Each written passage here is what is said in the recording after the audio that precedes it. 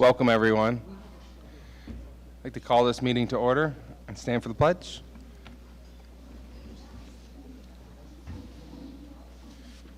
I pledge allegiance to the flag of the United States of America and to the republic for which it stands, one nation, under God, indivisible, with liberty and justice for all.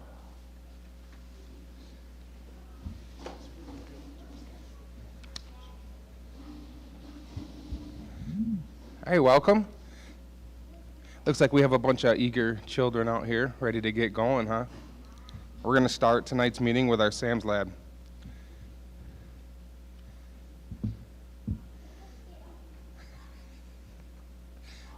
They're ready.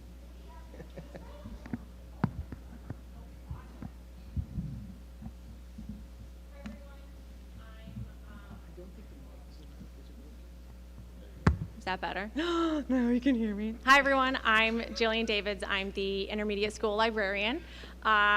We are presenting SAM Labs, which is it's a STEAM learning program where kids can code and build and model real-life scenarios. So how do we use it in the classrooms? So students in grade 4 through 6 learn coding in computer class already. But in the library, they get a more hands-on with the coding and building at the same time. We build codes on our Chromebooks and then build a model that the code will power. So, for example, they have lights, they make sound effects, they turn on and off at different times. We use timers for those. So we use them for cars. We've done other projects with them as well. What have we done with SAM Labs? We've done a few different projects. So in October, we did a spooky house project where the kids came up with a story. They made a spooky house.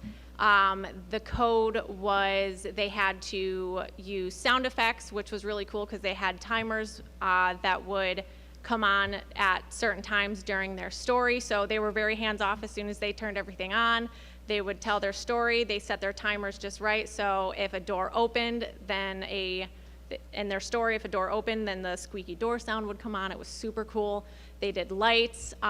They had a lot of fun with it. They presented it to the whole class. Some of you guys came as well. Some teachers came. For Thanksgiving in November, we did a Thanksgiving Day parade. So they built floats. They were given limited materials, so construction paper, scissors, markers, crayons, glue, popsicle sticks, and then I gave them these cars or these kits from SAM Labs, and they had to then make a code that would power the cars or their floats, and then they drove it around the library using their Chromebooks. Again, super fun. And then just this past, a couple weeks ago in December, Miss Becker's class, they created this car actually, where reindeer pulled Santa's sleigh. They had to make a code where one device powered 2 cars and a red light that was obviously Rudolph's red nose.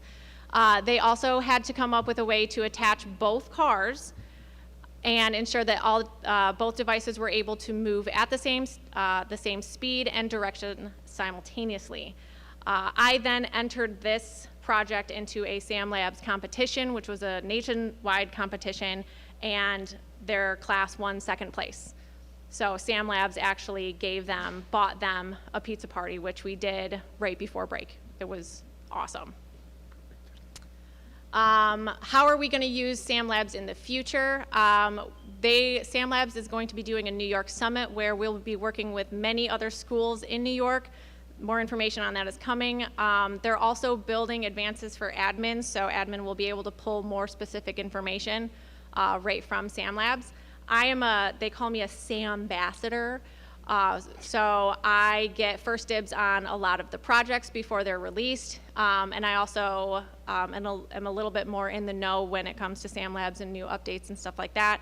I also join meetings where other teachers and people who use SAM Labs all over the country, we go to monthly meetings, and Sodus has been shouted out twice in 2 of the meetings, so we're very excited about that. Some upcoming projects that we're doing, don't tell anyone.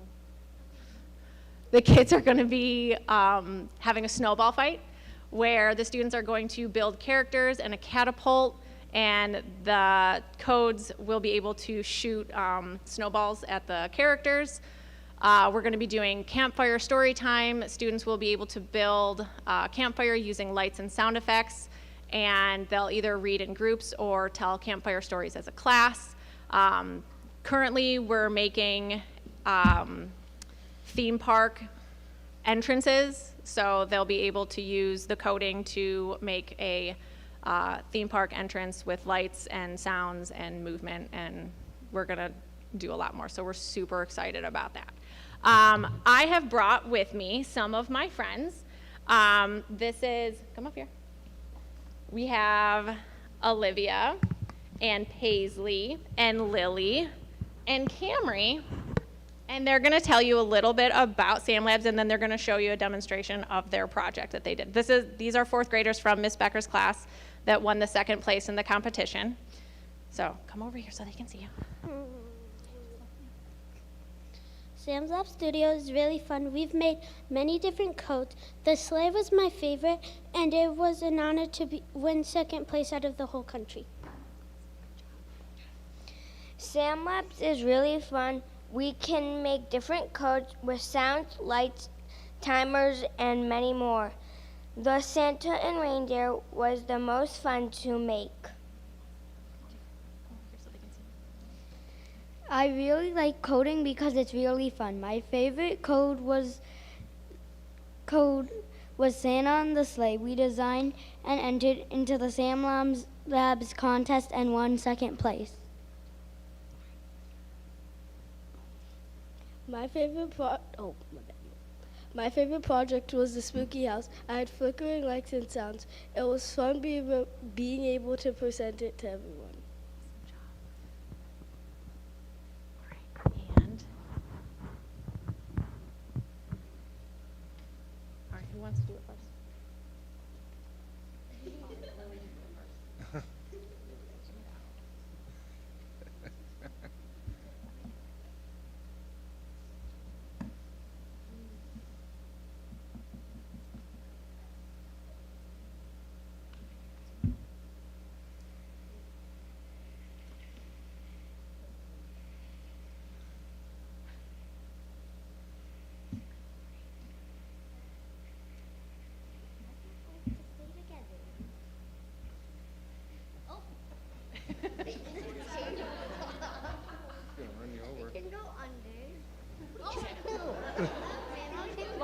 Luckily, we're not going to have any student controversy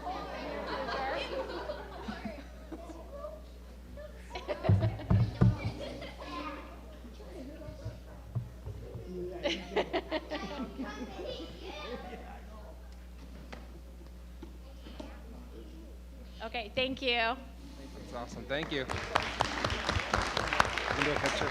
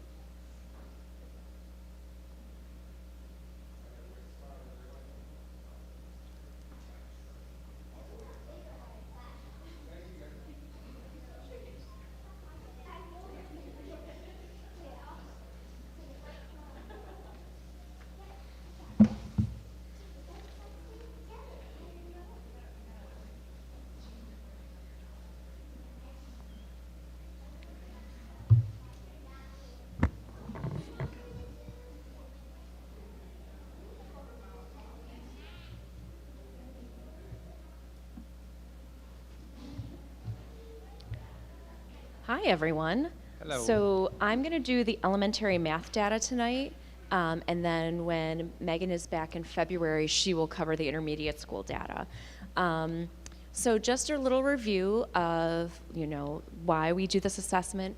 Assessment is naturally embedded in throughout our math modules. UPK through 6th grade uses Eureka Math Squared, and so there's daily checks with the exit tickets. There's observational assessments being done at pre-K, kindergarten, and 1st grade, and then your traditional thinking of assessments done at 1st, 2nd, and higher grades. So it's paper-based in 1st and 2nd grade, and then beginning in 3rd grade, they do take them on the computer. Especially at 3rd grade, we transition slowly to that, giving them paper-based assessments in the fall, and then as we gradually go through it, they start transferring it into the actual online platform, which is actually very comparable to how they will take the assessments on the state test. So scoring, we have to remember that the standards are embedded, or we refer to them as achievement descriptors, and it can include one or multiple standards, and then the proficiency is expected by the end of the year. So if we're seeing students right now on an achievement descriptor that are partially proficient or inconsistently proficient, that's okay, because the goal by the end of the year is to be proficient or highly proficient. So this is when the skills are spiraled back in throughout the year so that they're assessed on them multiple times across the year. All right, so for 1st grade, Module 1 is counting, comparison, and addition. This is a great unit to start off with because it reviews skills that the students worked on in kindergarten and then builds on that with addition up to 10. This includes word problems and then just traditional algorithms as well. And you can see that our 1st grade students did fairly well on this. They are a smaller cohort, but so having 40% highly proficient and 45% proficient was a great way to start off that first module. So 2nd grade is a little bit different because 2nd grade, they're the only one that Module 1 is actually broken into 2 sections because it is so large. So they actually have Module 1 Part 1 and then Part 2 data you'll see. And where the rest of the grade levels have already gotten and finished Module 2, they're just getting into Module 2 because essentially they've done 2 mini modules in the same time. So the first one for 2nd grade is place value concepts through metric measurement and data, which is a really cool way to learn about like base 10 and place value with using ones, tens. I saw a 2nd grade math lesson where they were making numbers in the hundreds but using money. So if they were making 323, they had a place value chart with $1 bills, $10 bills, and hundreds, and how they were trading them in and out and showing like 10 ones, they would trade it in for a $10 bill. So using that metric system, that base 10 model to learn about place value. The kids were really disappointed that it was not real money. They were trying to figure out how it looks real though, I could take it to the store. We suggested they didn't do that because that would not go well. So they did a great job on this first half of Module 1. And then where it gets a little bit tricky is that we then go into place value counting and comparing within 1,000. So you have to think that up in until 1st grade, by the end of 1st grade, they were doing numbers up until 121. So then all of a sudden you go to 2nd grade and you're starting to talk about numbers in the hundreds places and then going up to 1,000 rather quickly in the first 3 months of school. So it's a big jump. So that's why we're seeing some of those kiddos that are not there quite yet, but they're still working towards it. Skills will spiral back and we'll see that again and come back up throughout the entire time in 2nd grade.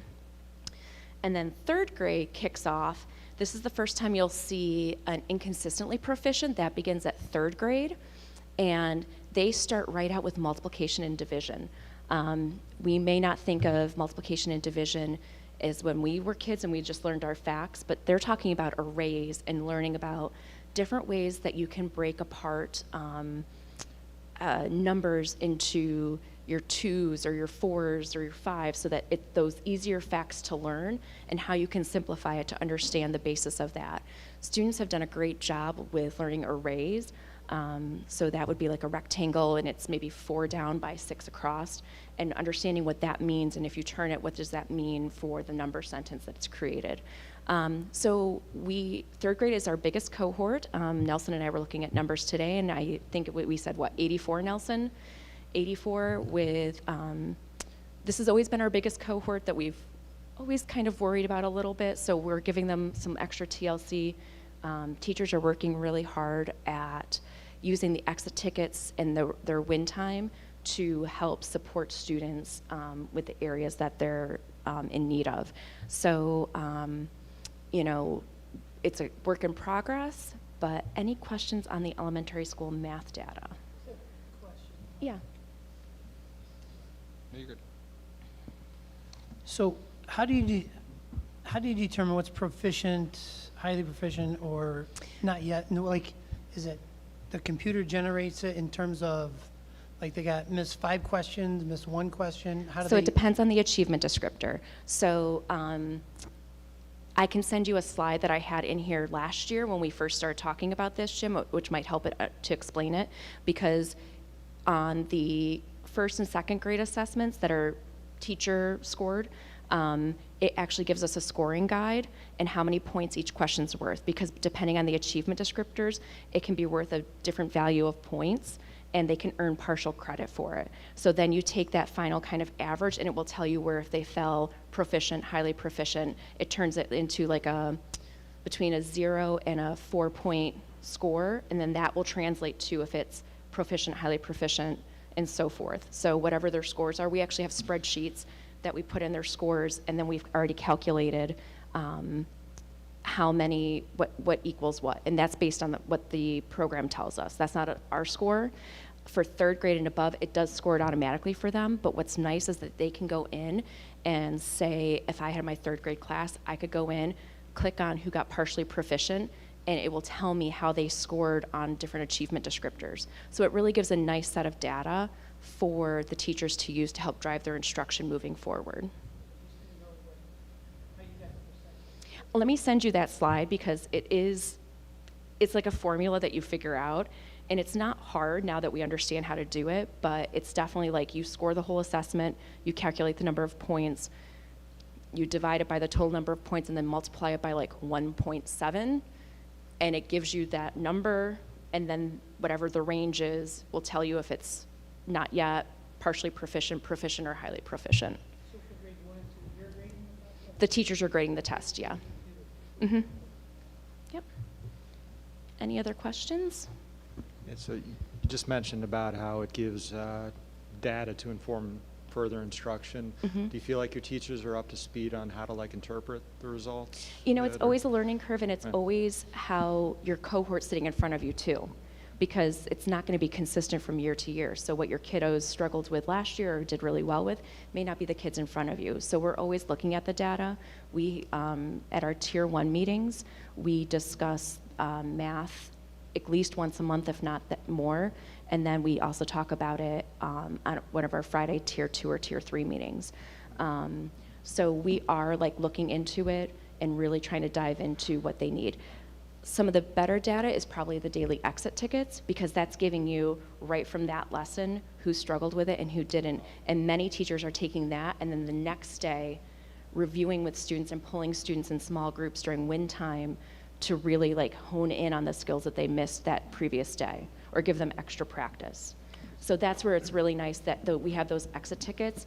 And even in kindergarten, they have exit tickets. They just look a little bit different versus what they might do in third grade. So it's a piece that the students will do on their own, 1 or 2 problems to show them their knowledge of the skill that they learned that day. This will also be used to inform our math intervention services that we have. Mm-hmm. We have a math intervention teacher, and then we also have a TA in the elementary school specifically geared for math. So this is one of the indicators Jackie and the team will use to identify students for that service as well. Any other questions? All right, and I think I'm going to flip quick through. So moving forward, just with the elementary school, we have Kathy McCarthy, who is our math coach and our math interventionist. And then she's doing coaching cycles with teachers. So she's pushing in and either teaching a lesson with them, watching them teach a lesson. She can model a lesson. So if teachers are stuck on anything, it's really nice to have that support there. And then recently at our December faculty meeting, we did a Tier 1 math survey with our teachers to see where their comfort level is with some of the aspects of math, whether it's having student discourse, do you feel comfortable with kind of interpreting your data. So some of those questions so that we can help drive the PD at the elementary school to meet the needs of our teachers, because we have had some new teachers since we implemented the program, and we had those math coaches with us, Bonnie Kaiser and Tina Ford, for that first year. So we're just making sure that we're staying on top of it so that even our new staff feels supported and strong with the math program. Anything else for me? All right, thank you so much.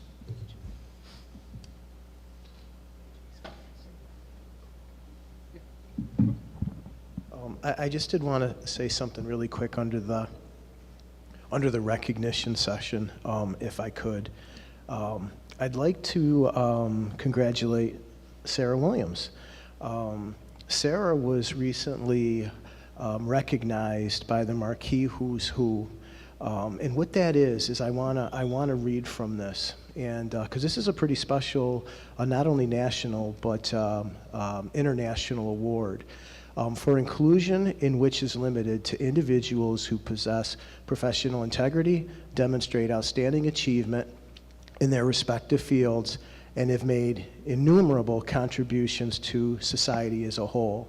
And as you know, Sarah, or may not know, Sarah's in the service industry where she really works to take care of individuals and families, and being recognized into that is a very special thing, and I thought it would be very fitting for us to congratulate her on that wonderful acknowledgement. Congratulations.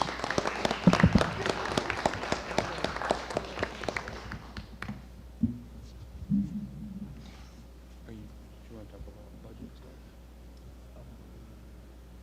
The budget timeline? Yeah. You got it in front of you. Yeah. So the other piece here is we have the budget timeline that we develop every year. And basically what we do is we work backwards from the annual vote, which takes place on May 19th. One of the tasks that it outlines all of the deadlines and dates that we have to meet. But as you'll see on here, we've designated 4 TBD dates in March for us to have our annual budget work sessions. And we need to come up with when we're going to do those. What would be helpful is we always like to try to finish our budget and get down to where we need to be by the end of March. And in talking with Steve Moore and the administrative team earlier, we'd like to start with at least 1 meeting or 2 meetings the week of March 2nd.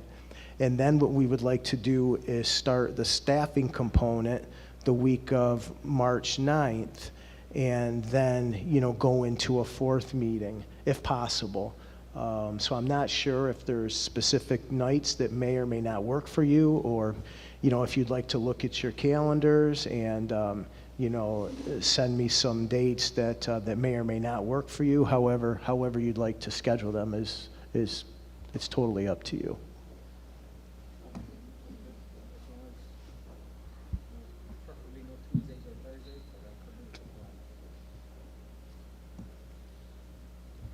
Did you say no Tuesdays or Thursdays? Yeah, that just makes my work more difficult. Oh, okay, gotcha.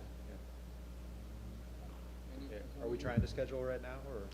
I mean, it's really up to you. If you'd like to look at your calendars and, send Regina and I some dates that maybe do not work for you, or would you like to do that? Yeah, let's okay, do that's that. fine. That's fine. Whatever works for you. We have plenty of time, but it's one of those things where if we can get people thinking about it now, we can get them on the calendars, For and next- then we for can. next month. That'll be perfect. All right. Okay, very good. Thank you. All right. Perfect. All right, we'll move on to public participation. Oh, okay. Matters for board discussion. You guys have anything that you want to discuss about the maximum temperature, the indoor facilities? What was it last year, 86? Yeah, There wasn't anything official last school year. This is in place now. And, you know, in talking to Steve Spinelli, you know, that we're really not quite sure that this will impact us, because once again, if it's above 82, then you have to implement mitigation factors, which could be turning off the lights, it could be turning on fans, opening windows. When it gets to 88 degrees, at the center of the room with the lights off, 6 feet from the floor. Okay, that's the metric. I know it's really that specific. So if it's 88 or above under those conditions, that's when you have to clear the room. Okay, what's that, Stefan? Wow, that's going to be, facilities is going to have to keep an eye on that. It's going to be interesting to see how that goes. You know, so if you get to a place where that occurs, then you have to move those students to a different room. You know, obviously, I mean, if it was really, really blazing hot, and we had a number of spaces in the district or buildings that were going to get or exceed that level, I mean, that would be a time when we would have to look at, you know, whether or not school would be able to remain open. If it's 1 or 2 locations, we can easily move folks, but if it becomes more widespread, we'll have to look at that on a case-by-case basis. But once again, this is regulation. This is across the state. This isn't a Sodus thing. This is something that we will adhere to, and as always, we'll make sure we do it the right way. Yep. Do we have anything? You guys have any questions about the policy 5413, the next other policy? Okay. We'll move on to consensus motion number 1 then.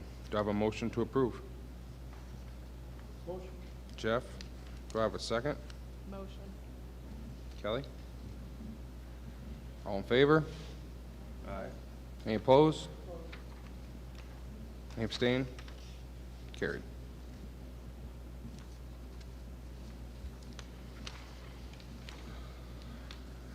Do I have a motion to approve consensus motion number 2? Motion.